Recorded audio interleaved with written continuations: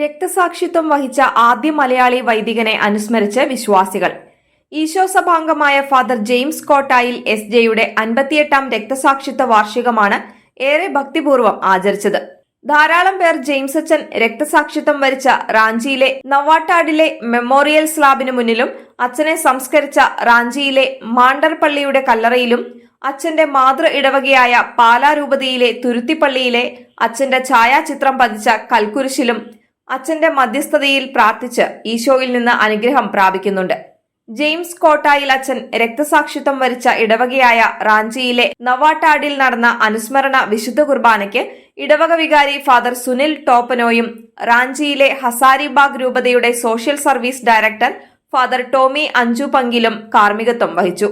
കോട്ടായിൽ അച്ഛൻ രക്തസാക്ഷി മകുടം ചൂടിയ പള്ളിമുറിയുടെ മുൻപിലുള്ള ഇപ്പോഴത്തെ സെയിന്റ് ആൻസ് കോൺവെന്റിൽ സ്ഥാപിച്ച മെമ്മോറിയൽ സ്ലാബിന് മുൻപിൽ അച്ഛന്റെ ഛായാചിത്രം കൊത്തിയ ഫലകവും ആശീർവദിച്ചു.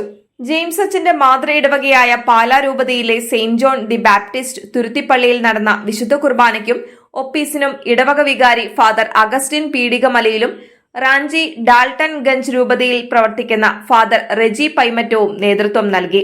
രക്തസാക്ഷിത്വ വാർഷികത്തിന്റെ തലേ ദിവസം അച്ഛനെ സംസ്കരിച്ച ഇടവകയായ റാഞ്ചിയിലെ മാണ്ടർ ദേവാലയത്തിൽ അർപ്പിച്ച വിശുദ്ധ കുർബാനയ്ക്ക് ഫാദർ ബിബിൻ കുണ്ടുലിനെയും അസിസ്റ്റന്റ് വികാർ ഫാദർ ജോണീഷ് ഗാരിയും നേതൃത്വം നൽകി. മാണ്ടർപള്ളി സിമിത്തേരിയിൽ അച്ഛന്റെ കബറിടം സ്ഥിതി ചെയ്യുന്നിടത്ത് ഛായാചിത്രം കൊത്തിയ ഫലകം ആശീർവദിക്കുകയും ചെയ്തു. 1967 ജൂലൈ 16 ഭക്ഷണം ചോദിച്ചെത്തിയ ആൾ കോട്ടായിൽ അച്ഛനെ ക്രൂരമായി കൊലപ്പെടുത്തിയത്. അവസാന ശ്വാസം നിലയ്ക്ക് മുൻപേ കുത്തിയത് ആരാണെന്ന് ജെയിംസ് അച്ഛനോട് ചോദിച്ചപ്പോൾ കൊലയാളിയെ അറിയാമായിരുന്നിട്ടും അവരോട് ക്ഷമിച്ച് പേര് വെളിപ്പെടുത്താതെ എന്റെ സഹോദരങ്ങളാണെന്ന് പറഞ്ഞു. പിന്നീട് ഈ കൊലയാളിക്ക് മാനസാന്തരം വരികയും ചെയ്തു.